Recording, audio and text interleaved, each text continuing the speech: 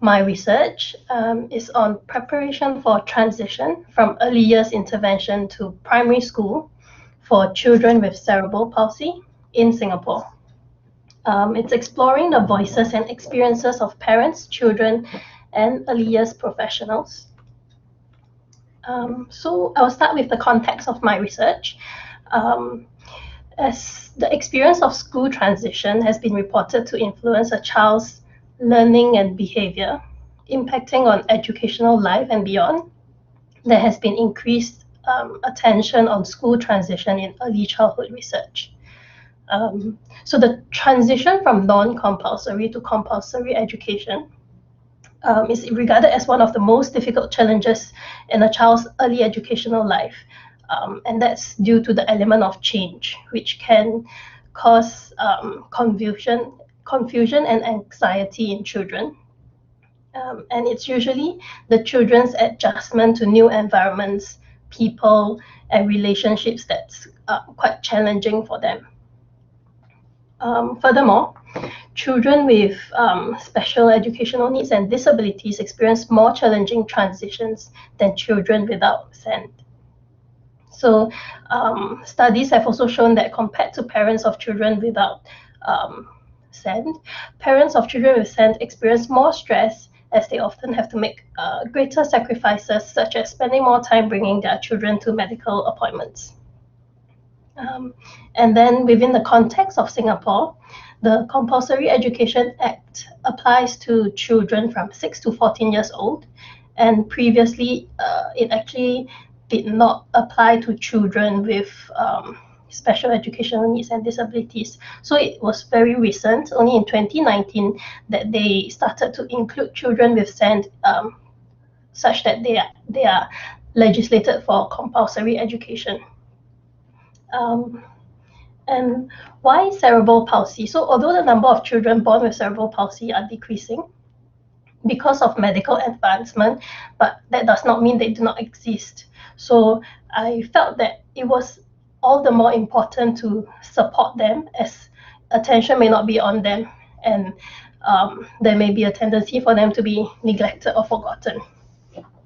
And also based on my review of literature, currently there appears to be no published studies exploring the lived experiences of transition to compulsory education for children with cerebral palsy and their parents. So the aim of my research was to explore and understand the preparation for transition from EIPIC, which is,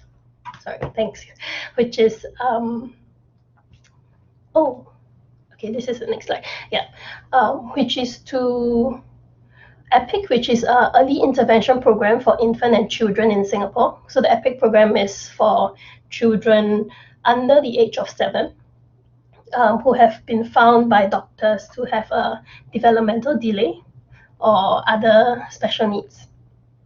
And the focus is on lived experiences of 5 and 6-year-old children with CP, cerebral palsy, their parents, and the EIPIC professionals who support them within the EIPIC environment. So my research questions were, how do parents of 5 and 6-year-old children with CP experience the preparation for transition from EIPIC to primary school? And how do these children experience that preparation for transition? And the third question was, how do professionals, EIPIC professionals, feel their role in this preparation for transition? The theoretical underpinnings of my research. So I've used the vertical ecosystemic transition, which is based on Bronfenbrenner's 1979 ecosystemic model. And it describes vertical transition as predictable changes in school that is usually guided by national educational policies. So for example, moving from reception year to year 1, or primary school to secondary school. So it involves moving from one microsystem to another. And I'm also using the theory of inclusive special education by Hornby, 2015, that all children, regardless of SEND, should be effectively educated in a setting that best supports their learning. And that means that it could be a special educational school or a mainstream school. And moving on to methodology, the approach, it's a exploratory research, as this is an area with limited information. My epistemological position is interpretivist paradigm, as I view reality as multiple and subjective to how people understand their experiences.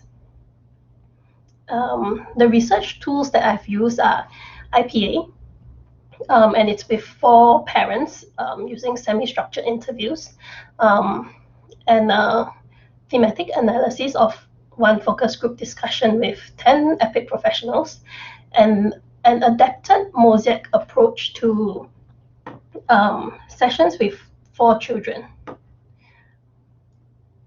And then moving on to my findings. So from the IPA of the semi-structured parent interviews, so these are 4 parents of the 4 children with CP that I've seen. So the 4 main themes, the overarching themes that came out was inclusion of the child, the resourceful parent, parents' conflicting emotions, and the importance of support. So within inclusion, here are some quotes that I found that illustrates the theme quite well. So for Sophia, she felt that sometimes she felt her son was normal and shouldn't be in a class with other children who have similar needs as him.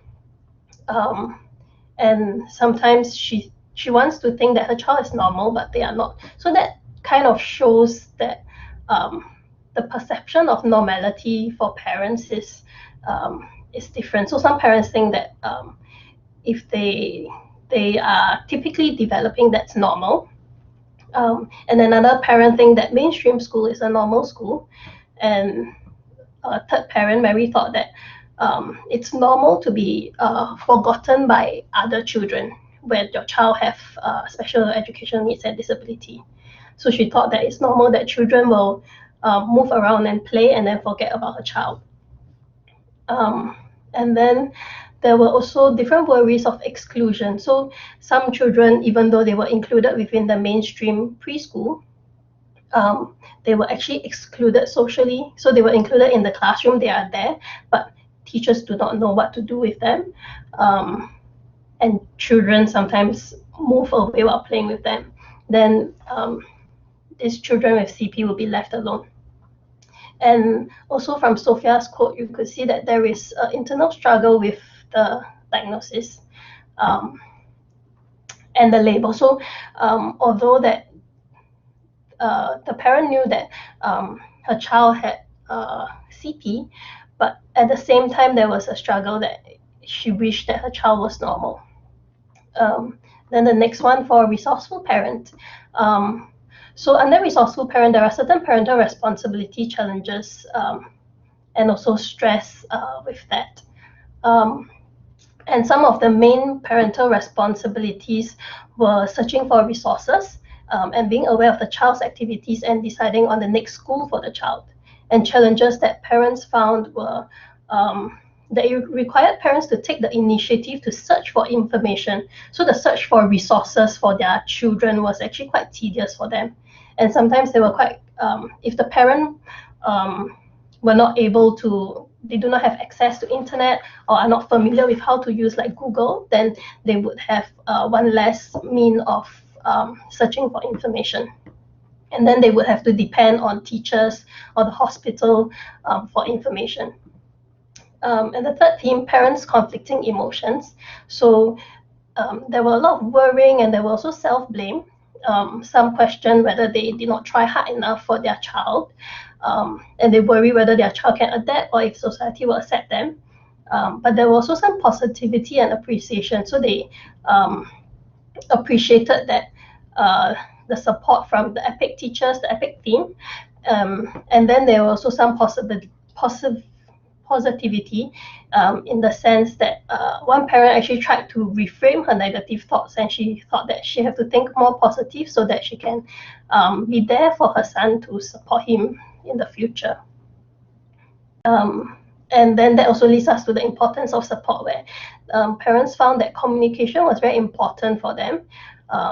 Communication between schools, and also with the doctor. So there were difficulties with the understanding of the diagnosis of CP, and it was found that doctors did not actually have a explanation from the doctor. And then moving on for the children's voices. Okay, so I'll just quickly go through this. So children's perception, they were mostly interested in play, and they found friends and social interaction very important as well, but they have difficulties with language and communication, and that's a little different from what their parents shared. And then with professionals, 4 overarching themes were adapting to different systems, because SPED schools and special schools and mainstream schools had different systems, and then empowering and supporting the client, preparing for transition and a barrier-free world. And I've just put them all into a master theme, and we can see the overlapping themes. The biggest overlapping theme was inclusion, and the second one was support. So what are the implications for EP practice within the ecosystemic model? So within the microsystem at the individual level, EPs could play a role in using evidence-informed approaches to elicit the child's voice, and then maybe champion for it during team meetings. And then also at the family level, EPs can play a similar role in exploring parents' views and also communicating that to school, or being the agent in team meetings. And at the school level, EP can use research to promote good practices, which are evidence-based, and they also can provide for in-service training or workshops for school staff. And then within the meso system, EPs are skilled in leading multi-agency discussions, so they can also facilitate the homeschool communication. And at the exo system, EPs can reach out to possibly medical teams who are involved in diagnosing children with CP, and then discussing ways of how to better support parents post-diagnosis. At the national level, EPs can engage in further research and use the evidence from research to inform policies. So that's the end. Thank you.